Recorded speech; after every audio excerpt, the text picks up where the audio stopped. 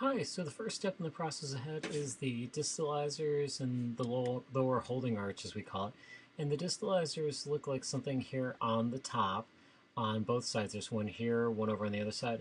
The front four teeth usually don't have anything on them. So we've got these distalizers on top.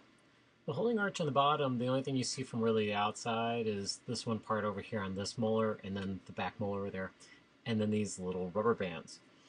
And I'm going to hit play on the video here. And what it's going to basically show is just as the rubber bands are being worn, it basically pulls the top teeth backwards. Also, the lower teeth come forwards a little bit. And it's just kind of like almost like rowing the teeth backwards here. It's kind of going back and forth, kind of showing this process going on. And that's basically what kind of goes on during this first stage of about 6 months to get the bite corrected.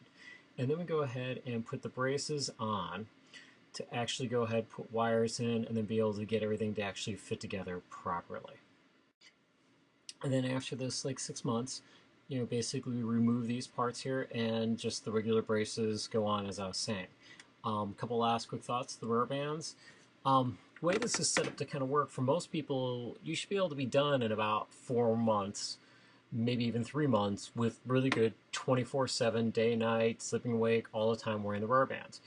If you're not wearing the rubber bands enough, the teeth won't move. So there's nothing like magical about 6 months goes by and you are done. And anybody wants to ask as they're going through the process, you can just check in with me and stuff, especially if parents aren't sure. But basically, it's effort equals results. If the rubber bands aren't being worn, don't be surprised, it's not going to get there. 6 months is kind of the number I always throw out there because most everyone at some point starts wearing them enough to get the process done in the course of 6 months. Okay? But yeah, I have patients who are done after 3 months because they just actually wore them 24/7 and get it done and move on to the next stage.